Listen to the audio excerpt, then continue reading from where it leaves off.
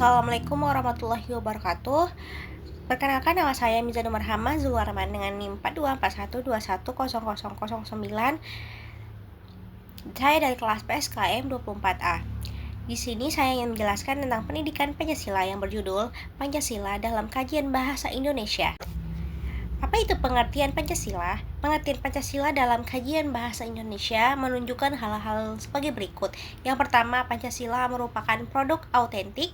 Yang kedua, nilai-nilai Pancasila bersumber dan digali dari nilai agama. Yang ketiga, Pancasila merupakan pandangan hidup, bangsa, dan dasar filsafat. Diperlukan Pancasila dalam kajian sejarah bahasa Indonesia. Betapapun lemahnya pemerintahan suatu rezim, tetapi Pancasila tetap bertahan dalam kehidupan berbangsa dan bernegara. Betapapun ada upaya mengganti Pancasila sebagai ideologi bangsa, tetapi terbukti Pancasila merupakan pilihan yang terbaik. Pilihan terbaik bagi bangsa Indonesia karena bersumber dan digali dari nilai-nilai agama, kebudayaan, dan adat istiadat. Kemukakan argumen tentang Pancasila sebagai pilihan terbaik. Sumber historis Pancasila. Secara historis, Pancasila berasal dari perjalanan panjang bangsa Indonesia sejak zaman sebelum kemerdekaan. Nilai-nilai dasarnya telah hidup dalam adat istiadat, kepercayaan lokal, dan sistem sosial masyarakat Nusantara yang menjunjung gotong royong, toleransi, serta musyawarah.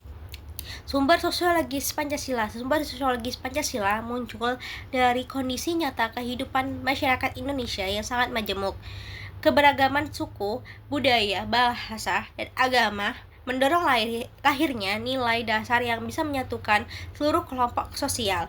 Masyarakat Indonesia sejak dulu memiliki karakter sosial yang kuat seperti semangat gotong royong, rasa kekeluargaan, musyawarah mufakat, dan toleransi antar sesama. Sumber politik Pancasila. Secara politis, Pancasila lahir dari dinamika politik menjelang kemerdekaan pada tahun 1945.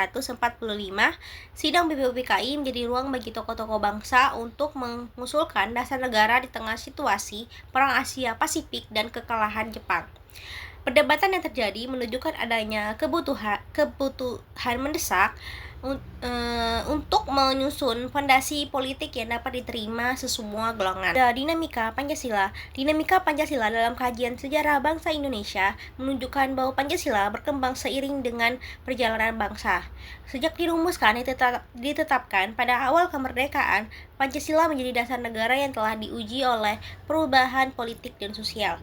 Pada masa Orde Lama dan Orde Baru, Pancasila mengalami penafsiran yang dipengaruhi kepentingan kekuasaan. Sementara pada era reformasi, Pancasila diarahkan pada penguatan demokrasi, HAM, dan persatuan. Hal ini menegaskan bahwa Pancasila bersifat dinamis, tetap berakar pada nilai bangsa namun menyesuaikan pada perkembangan zaman. Adapun tantangan Pancasila dalam perjalanan sejarah bangsa, Pancasila terus menghadapi berbagai tantangan yang berubah sesuai zaman. Yang pertama ada tantangan ideologis, yang kedua tantangan sosial budaya, yang ketiga tantangan politik dan hukum, yang keempat ketimpangan ekonomi dan keadilan sosial. Sejarah Pancasila pasca kemerdekaan. Sejarah Pancasila pasca kemerdekaan dimulai sejak Pancasila ditetapkan pada resmi 18 Agustus 1945 oleh PPKI sebagai dasar negara dan tercantum dalam pembukaan Undang-Undang Dasar 1945. Sejak saat itu, Pancasila menjadi landasan ideologis dalam penyelenggaraan negara Indonesia pada masa awal kemerdekaan, yaitu pada tahun 1945 sampai 1959. Penerapan Pancasila menghadapi berbagai tantangan politik seperti perdebatan dasar negara dan ketidakstabilan pemerintahan. Hal ini mencapai puncaknya dan dikeluarkannya Dekret Presiden 5 Juli 1959 yang mengembalikan Undang-Undang Dasar 1945 dan menegaskan kembali Pancasila sebagai dasar negara. Pada masa Orde Lama, Pancasila sering ditafsirkan sesuai kepentingan politik penguasa. Kemudian pada masa Orde Baru, Pancasila dijadikan asas tunggal melalui program pedoman penghayatan dan pengalaman Pancasila atau P4. Meskipun dalam praktiknya sering bersifat indoktrinatif, memasuki era reformasi, Pancasila tetap dipertahankan sebagai dasar negara. Namun, penerapannya diarahkan pada penguatan demokrasi, hak asasi manusia, dan supremasi hukum. Hingga kini, Pancasila terus diaktualisasikan agar tetap relevan menghadapi dinamika sosial, politik, dan globalisasi. Sekian yang dapat saya sampaikan. Lebih dan kurangnya saya mohon maaf. Terima kasih. Assalamualaikum warahmatullahi wabarakatuh.